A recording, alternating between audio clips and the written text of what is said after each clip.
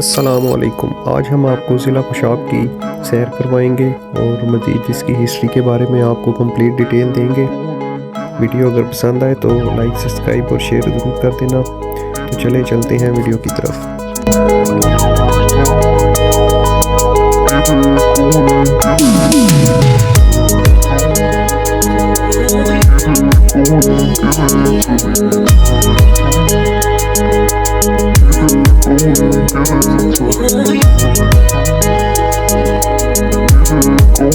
خوشاب کی مشہور مٹھائی ڈوڈا ہے، جسے خوشاب کا ڈوڈا بھی کہا جاتا ہے۔ یہ ایک خاص قسم کی مٹھائی ہے جو دودھ، دہی، گھی، چینی اور خشک میوہ جات سے تیار کی جاتی ہے۔ اس کی منفرد ترکیب اور ذائقہ کی وجہ سے یہ پورے پاکستان میں مشہور ہے۔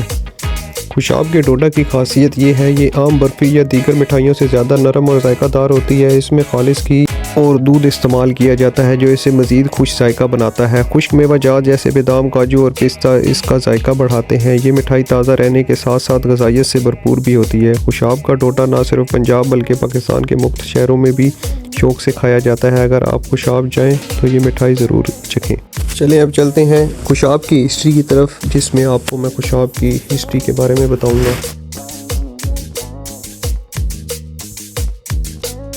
ضلع خوشاب پاکستان کے صوبہ پنجاب کا ایک تاریخی ضلع ہے جو دریائے جہلم کے کنارے واقع ہے۔ اس علاقے کی تاریخ قدیم دور سے جڑی ہوئی ہے اور یہ مختلف اداروں میں کئی حکمران اور تہذیبوں کا مرکز رہا ہے۔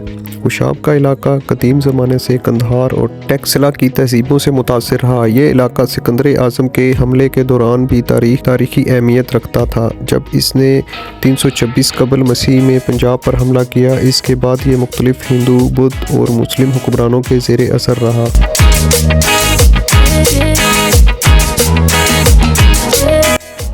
محمود غزنوی اور بعد میں مغل حکمرانوں کے دور میں خوشاب ایک اہم زرعی اور تجارتی مرکز بن گیا۔ مغل بادشاہوں نے یہاں کئی نہری نظام اور قلعے بنوائے۔ اکبر اور جہانگیر کے دور میں یہ خطہ استحکام کا حامل رہا۔